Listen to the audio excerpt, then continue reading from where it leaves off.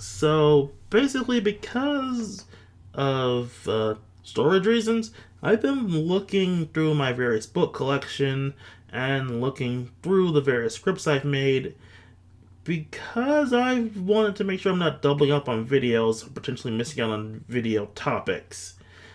And I thought I talked about this series already. No joke, I literally went through all my previous scripts and noticed I hadn't spoken a single word about the Summoners trilogy. I've been a lot more focused on on the newer stuff than I have the older stuff I've read. And so after rereading this one yet again, I decided to correct my mistake. So let's talk about the Summoners trilogy. Specifically the first book in that trilogy with Novice, because I generally think this is a pretty good fantasy series. So, Novice is the first book of the Summoners trilogy of books, and I have to specify that because Novice is pretty hard to Google.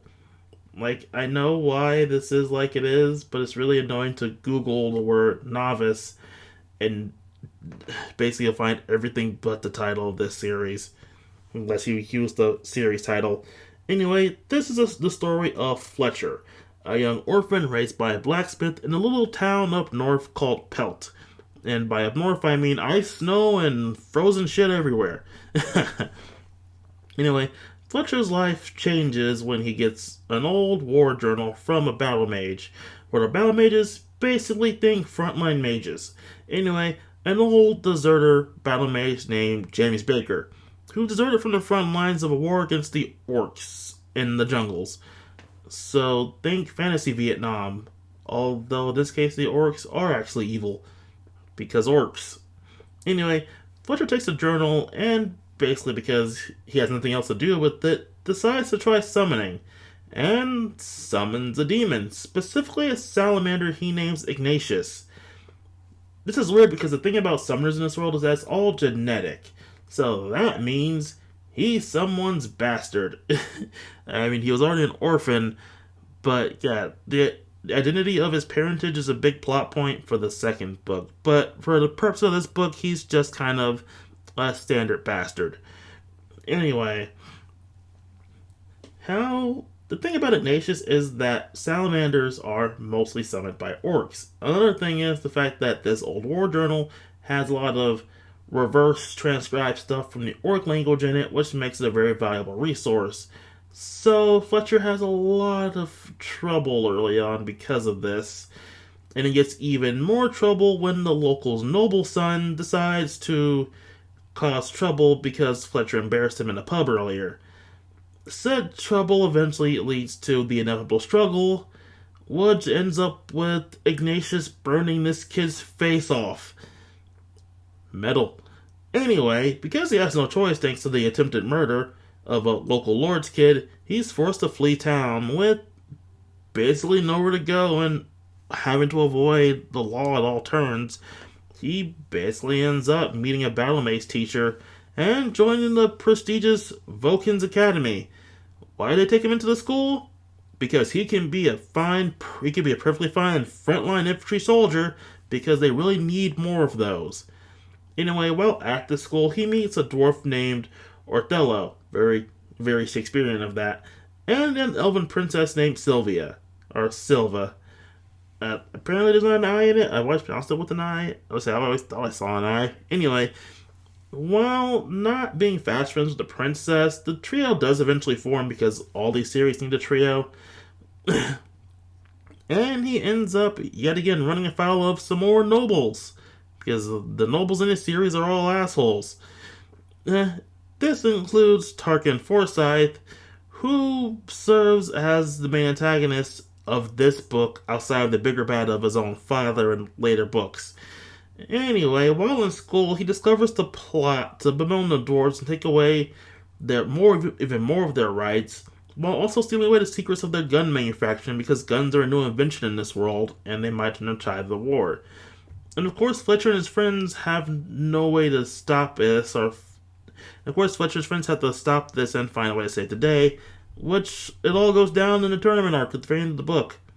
Which, showed in anime. I'm joking, partially. So this is a pretty simple on the surface book, at least the first book, but I honestly like it, despite it being yet another magic school story, which was basically a dime a dungeon in YA books at the time. Oh, yeah, this is also a YA book. I mean, I think they're still a dime a dozen. They haven't really ventured into much literary world around the present time because of the plague. Anyway, although this series is in the midst of a war that most of the students are bound to fight on the front lines for, it's not really that much an important plot point in this book, but will be for later books. Just know that the war's in the back burner right now, despite it being an active thing in the plot. But that back burner of the war does help influence a lot of everyone's actions in this story, such as the elves sending off their princess to go to a human school, and the underlying racism of what's going on with the dwarves and the elves. The elves honestly aren't trusted, and as such, that's why the princess goes to human school as a way to bridge the races. She even tries to kiss up to the young nobles because of Sid trying to bridge the races, but ultimately comes away really hating them because they're all a bunch of self-righteous assholes. And the dwarves are really shit upon. Like, there's a constant mention of dwarven rebellions every few years in this story, and how in the last one they lost a lot of their rights, even their breeding rights are restricted. So it's basically like the one child thing, but worse. And of course, there are always the corrupt nobles that sit atop a throne of being assholes. Basically making sure everyone below them are only serving to make them even richer, because that's what nobles do in fantasy settings when they're assholes. Making people work while reaping all the rewards for themselves. And again, this is all basic background stuff to inform the plot of the story. Not really all that important to the overarching story until later books, specifically the second and third books, because, trilogy. But all this background stuff does lead into the main conflict of the story of Fletcher and his friend is trying to stop another big attack on the dwarves, and trying to help one of his friend's families as they try to go up the social ladder, which the other nobles don't exactly like, because if you're not born a noble in noble society, you're basically trash. And it could have easily gone the whole white savior thing with Fletcher as a character, because, he's a human, and he's trying to help his friends who are dwarves and elves and all that kind of stuff, and, oh look, Pocahontas. No. But it manages to avoid this because Othello is a very standout character, and even his friendship with Fletcher is based on their shared love of blacksmithing because of, dwarf blacksmith and son of a blacksmith. So they come off as a pretty good pair, and Othello's no slouch when it comes to a fight either. He's a good scrapper, although he does take a lot of punishment to the face over the course of the story, especially in book 1. Dear God. If healing magic wasn't a thing, I'd be worried about how disfigured his face might look by the end of it all. Overall, this is a fun story, and that ending, man, this cliffhanger at the end of the story, it's great for calling back to the very beginning of the story, which you probably would have forgotten going through reading the book, because it becomes very much back burner stuff, especially with the more ongoing stuff. But never forget, people hold grudges, people.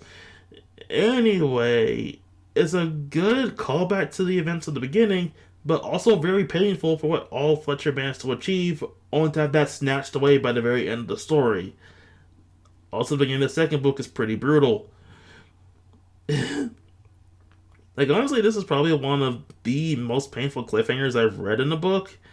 At least in a YA book, who try to wrap things up nicely for the second book, or at least put our characters in better positions in most cases. And if the sequel wasn't already out, I would have gone nuts trying to wait for the sequel to this thing, because, man, that cliffhanger. And oh yeah, speaking of painful, the fights in this series are kind of brutal. Again, I mentioned Othello taking a lot of punishment to the face. He takes a lot of punishment to the face. Specifically. I mean, it might be because he's short, but still. And, yeah. These fights are brutal, and I kind of love them, and they're always desperate struggles to get a hold of the other guy. which is very rare in these, especially in these YA stories. So overall, this is a well-recommended book series. Specifically, this one, we'll be going to the other ones later. And this did pretty well for what started out as a Wattpad novel.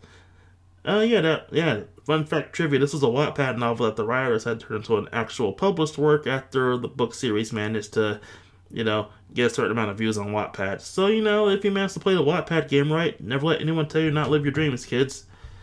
And with that, highly recommended, fun story, very brutal at points. Fucking kid gets his face burned off in the beginning of the story. That's always metal as hell. And with that, I'll see you all next time.